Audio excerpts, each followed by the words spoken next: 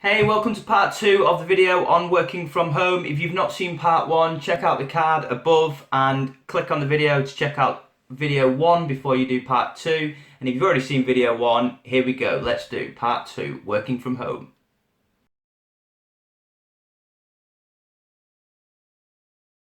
Importantly, and not always practical and possible for everybody, is if you can have a set working environment, this will make a big difference. Try not to work from the kitchen, your dining room table.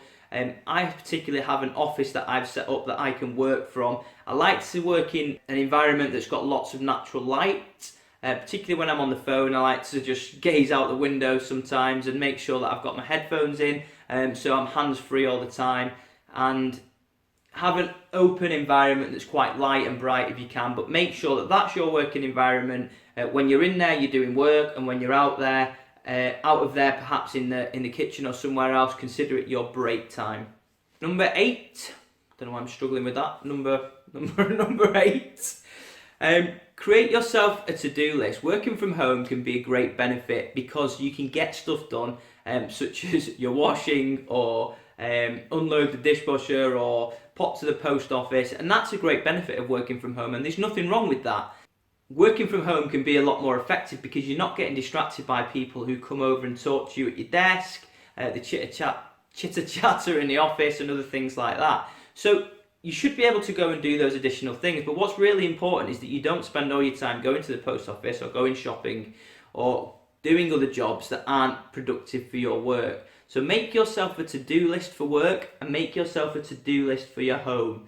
Spend a few hours taking some time to do obviously your productive work, and then when you have a break, a periodic break or on your lunch, take some time to cross off those jobs on your personal to-do list. By separating the lists out, you can ensure that you have a complete segregation of duties and you're not getting distracted by doing things that aren't work related, and stay efficient as possible throughout your day. Number 9, again, this might not be for everybody, but certainly for me, I like to have a bit of music in the background. One of the things about working from home is you miss the kind of environment of the office, people talking and the background noise. So in order to avoid that and just be sitting there in silence the whole day, I like to use Spotify to download some music or listen to the radio and just have a little bit of background music in. Obviously, if you're taking calls or going on a conference call, you need to pause it or put it on mute.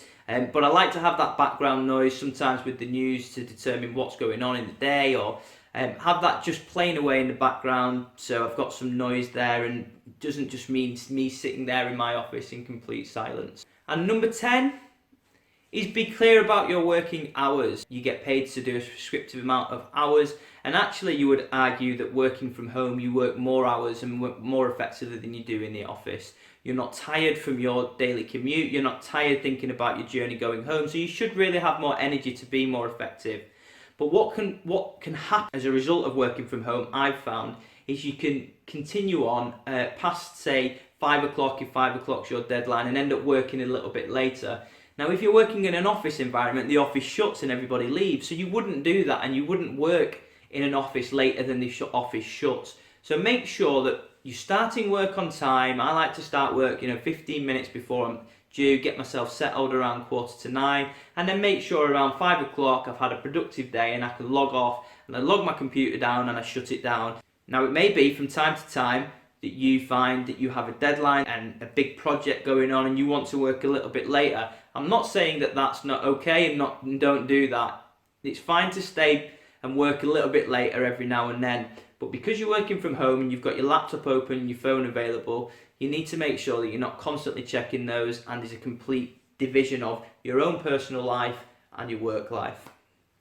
If you are interested in more information, hints, tips and tricks on work life, productivity, health and well-being, check out some of my videos over here, or is it here? I'm not sure. And have a look at those. Subscribe to my channel, and I'm going to do another video very soon on managing your emails and actually how I've managed to reduce my email volume down by nearly 70%.